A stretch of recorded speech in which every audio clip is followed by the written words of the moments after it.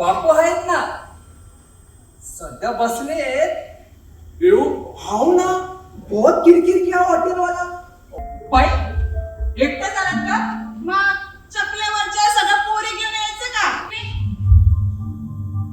अरे हो,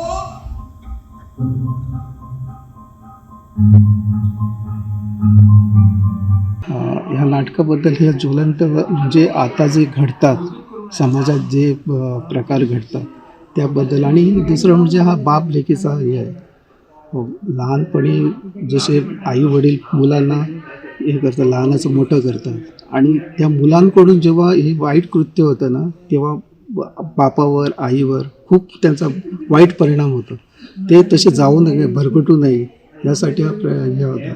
ह्याच विषय घेऊन ही एकांकिका लिहिली। माझं नाव शांताराम पराडकर।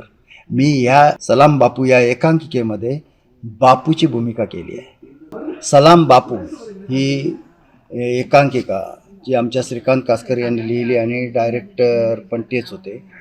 त्यांनी हे दाखवण्याचा प्रयत्न केला की एक बाप आपल्या मुलीसाठी किंवा जो गर्तेत सापडली आहे मुली, तिला बाहेर काढण्यासाठी कुठच्या थरापर्यंत जाऊ शकतो हे दाखवण्याचा इथं प्रयत्न केलेला आहे।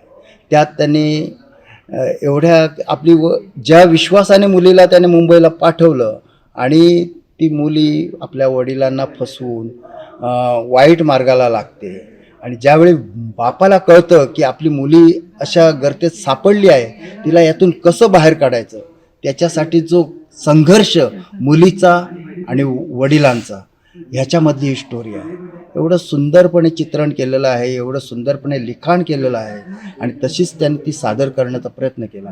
त्याबद्दल श्रीकांत कासकर यांचं खरखरच अभिनंदन, आणि पूर्ण टीम आमची म्हणजे जी प्रेरणा थिएटर सडा ही जी टीम आहे त्यांनी जे अतोनात मेहनत करून आज रवींद्र भवन बायणा यांच्या एकांक दर्शनम ह्या उपक्रमाअंतर्गत या सादर करण्याची आम्हाला संधी मिळाली। प्रेक्षकांनी पण उदंड प्रतिसाद दिला, त्याबद्दल सर्वांचे, रवींद्र भवन बायणाचे तसेच प्रेक्षकांचे सुद्धा आभार मानतो या निमित्तानं। आणि ही यामध्ये अजूनही सुधारणा करता येईल, आणि आणखी याच्यापेक्षा चांगले प्रयोग याच एकांकिकेचे होतील अशी मी अपेक्षा व्यक्त करतो।